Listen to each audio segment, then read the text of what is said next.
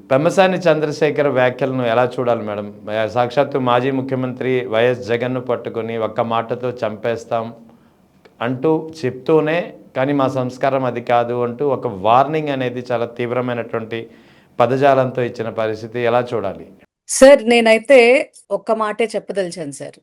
ఒళ్ళుపై తెలియకుండా మాట్లాడేటటువంటి కుసంస్కార్లు టీడీపీలో కూటమి అని కూడా అనకూడదు సార్. పర్టిక్యులర్లీ ఇన్ టీడీపీ ఎక్కువైపోయారు బాగా.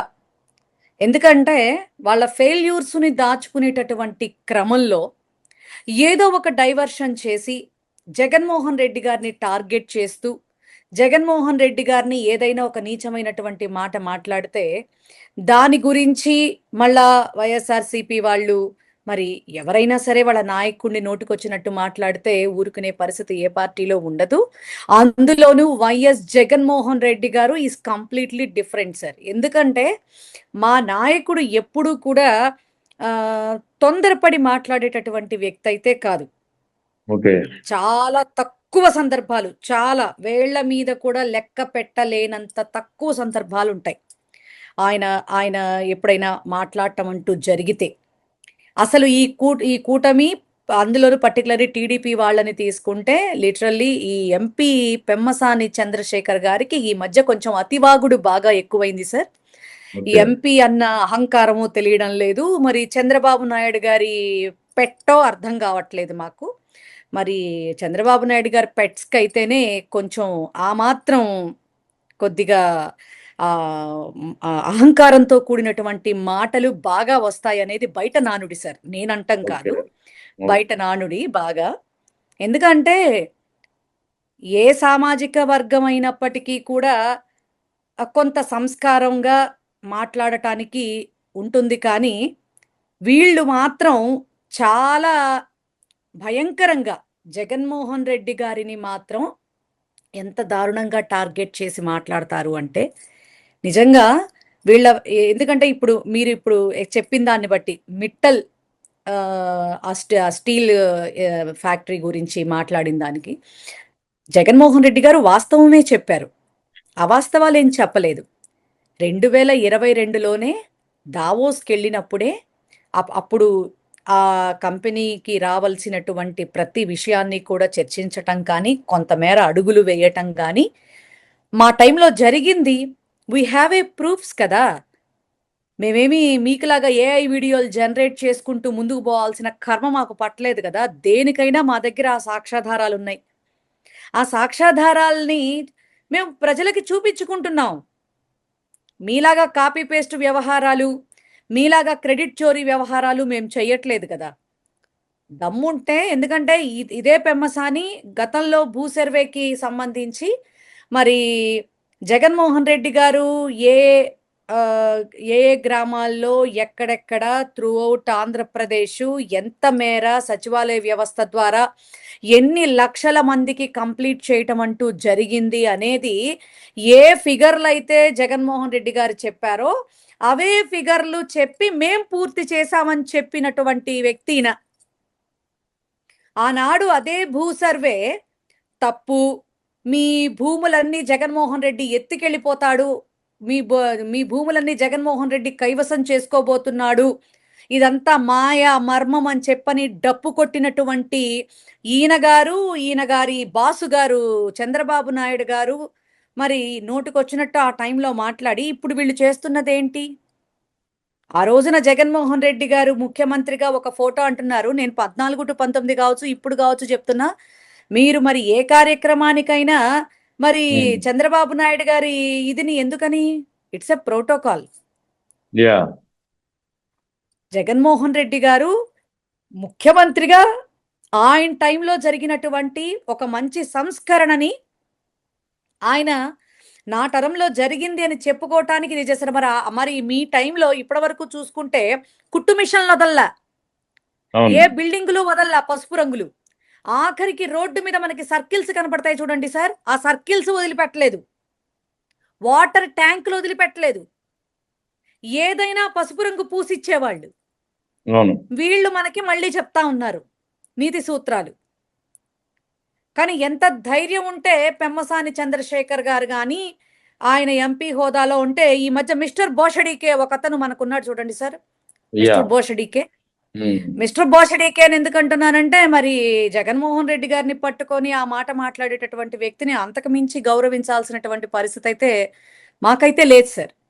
ఓకే. ఎందుకంటే ఒక పార్టీ పెట్టి 15 సంవత్సరాల సుదీర్ఘ ప్రయాణం, మొదటిసారి 67 మందితో ప్రతిపక్ష నేత, రెండవసారి ప్రజా సంకల్ప యాత్ర చేసి ప్రజల మన్నలను పొంది 151 మందిని ఒంటి చేత్తో గెలిపించుకున్నటువంటి గొప్ప నాయకుడు రాజశేఖర్ రెడ్డి గారు తనయుడే.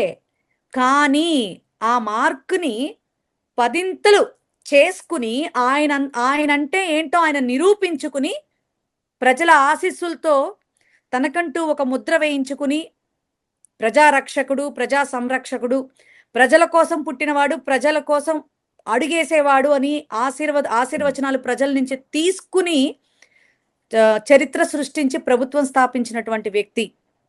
నువ్వెంత, నీ బతుకెంత? ఏ రకంగా మొన్న పట్టాభి అనేవాడు గానిగేదిలాగా మరి మాట్లాడాడో మనం అందరం చూసాం సార్. అతని స్థాయికి జగన్మోహన్ రెడ్డి గారిని పట్టుకొని వాడు వీడు అని మాట్లాడితే మేమే రకంగా మాట్లాడే ఆఫ్టర్ ఆల్ అని మాట్లాడాలి, ఆఫ్టర్ ఆల్ అని మాట్లాడాలి. ఇప్పుడు అని అనిపించుకో అత్తగారా అనే సామెత ఒకటి ఉంటుంది సార్. అవును. వీళ్ళు చేసే పనులకి కవర్ చేసుకునేటటువంటి నేపథ్యంలో జగన్మోహన్ రెడ్డి గారు నిజంగా సార్, మీరు ఏదైనా తీసుకోండి, ఆయన ప్రెస్ మీటే తీసుకోండి, లేకపోతే ఆయన ఏదన్నా పార్టిసిపేట్ చేసినటువంటి కార్యక్రమమే తీసుకోండి, కొండను తవ్వేసి ఎలకని పట్టినట్టుగా ఆయన నుంచున్నాడా, కూర్చున్నాడా, లేకపోతే ప్రదక్షిణం చేశాడా, చెయ్యలేదా, లేకపోతే తుమ్మాడా, దగ్గాడా, ఇవి ఆ సిగ్గులేని పచ్చ మీడియా తీసుకునేటటువంటి పాయింట్లు వాళ్ళు ప్రజల్లోకి తీసుకొచ్చేటటువంటి వాటి వల్ల ఏమన్నా ఈ రాష్ట్ర ప్రజలకి ఉపయోగం ఉందా? 99 పైసలకి ఎకరాలు మీరు ఇచ్చేస్తామన్నా కూడా మాకొద్దు మహాప్రభో అని కొన్ని కంపెనీలు వెనక్కి వెళ్ళిపోయినాయి. మన ఇదే కంపెనీకి మరి ఒక్క జూమ్ కాల్ తో నా తమ్ముడు లాంటి లోకేష్ గారు ఈ ఒక్క జూమ్ కాల్ ½ తో అసలు వచ్చేసిందంట. మరి ఈ లెక్కలో మరి ఇప్పటికి 2 సార్లు దావోస్ వెళ్ళొచ్చారు. మరి ఎందుకు వెళ్ళటం? జూమ్ మీటింగ్లే కండక్ట్ చేసుకోవచ్చు కదా. అయినా ఇండస్ట్రీస్ మినిస్టర్ కి ఉండాల్సినటువంటి బాధ్యత లోకేష్ కి ఎలా దక్కుతోంది నాకు అర్థం కాల. అందుకే కదా ఆయన్ని సకల శాఖ విధ్వంస మంత్రి అనేది. అందుకే కదా ఎన్డీటీవీ ఛానల్లో ఆ ఆర్నబ్ విమాన ఇష్యూ వచ్చినప్పుడు అసలు పరిశూ చేయడానికి అసలు హూ ఈజ్ లోకేష్ అని అడిగాడు. అయినా కూడా వీళ్ళకి సిగ్గు శరం ఏమీ ఉండదు సార్. మరి అక్కడ అసలు సంబంధం లేనటువంటి లోకేష్ గారికి ఏం పనో, మరి ఇండస్ట్రీస్ మినిస్టర్ ఏమైపోయాడో, మరి ఇండస్ట్రీస్ మినిస్టర్ మాట్లాడవలసినటువంటి మాటలు అనిత గారు ప్రసంగం తీసుకొని హోమ్ మినిస్టర్ ఆమెకేం సంబంధమో అక్కడ. అసలు నాకైతే మాత్రం ఈ కూటమికి సంబంధించి అనేది పక్కన పెడితే ఈ టీడీపీలోనే అసలు ఏం జరుగుతోంది? మంత్రులంతా కూడా వెరైటీగా వాళ్ళ శాఖ తప్ప అన్ని శాఖల్లోనూ వేళ్లు పెడతారు, అన్ని శాఖల్లోనూ మేమే ప్రావీణ్యులమని చెప్పుకుంటా ఉంటారు. రీసెంట్లీ మరి ఎంపీ డ్రగ్గిస్ట్ గా పాపం పేరు పడి మరి ఆయన మహేష్ యాదవ్ గారి గుట్టు రట్టయితే దాని గురించి పాపం ఏమీ మాట్లాడలేక ఉగాది ఉత్సవాలు పూర్తయి 2-3 రోజులు గడిచేంత వరకు, నిన్న ఈ మిట్టల్ సభ వచ్చేంత వరకు కూడా పాపం మరి దాక్కున్నారు అనిత గారు. అవును. అలాంటి వాళ్ళే మరి ఈ తోటి ఎంపీ పెమ్మసాని గారు కూడా. సార్ నిజంగా వేరే రకంగా మాట్లాడకూడదు, ఒళ్ళు బలిస్తే ఏదో అయిందని చెప్పని నిజంగా చెప్తా ఉన్నాను సార్. ఈరోజు చాలా ధైర్యంగా చెప్తా ఉన్నా.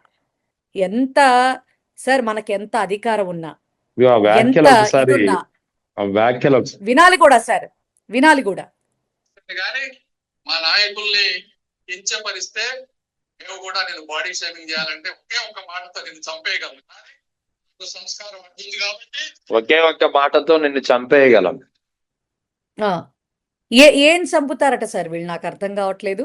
వీళ్ళ పార్టీని భూస్థాపితం చేసి గోతిలో పెట్టడానికి ఆంధ్ర రాష్ట్ర ప్రజలు 29 ఎప్పుడొస్తుందా అని రంగం సిద్ధం చేసుకుంటున్నారు ప్రజలు. ఈయన అసలు జగన్మోహన్ రెడ్డి గారిని ఆ మాట అంటానికి ఇతనే కాదు సార్. అంతకు ముందు మీరు ఆయన ఎవరు గోరంట్ల సుబ్బయ్య చౌదరా ఆయనేగా సార్?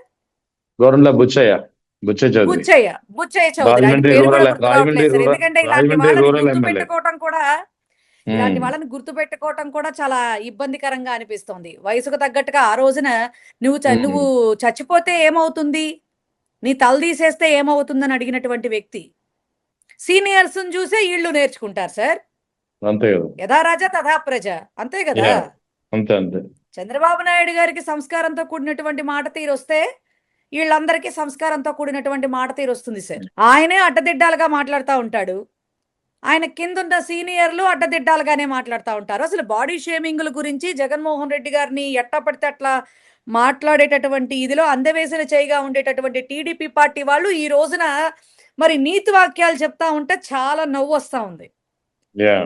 ఏది ఏమైనా ఒళ్ళు దగ్గర పెట్టుకుని మాట్లాడవలసినటువంటి బాధ్యత ఒక ఎంపీగా ఆయనకుంది. మళ్ళీ సంస్కారం అడ్డం పడిందంట. ముందు రాష్ట్రంలో ఏం జరుగుతోంది, తోటి ఎంపీ వల్ల పార్టీకి ఎంత అప్రదిష్ట వచ్చింది, అలాగే కూటమిలో ఉన్న ఎమ్మెల్యేలు ఈ రకంగా ఒక్కొక్కడి రాసలీలలు బయటపడుతూ పార్టీ ప్రతిష్టలు ఎట్టా దిగజారిపోతున్నాయి.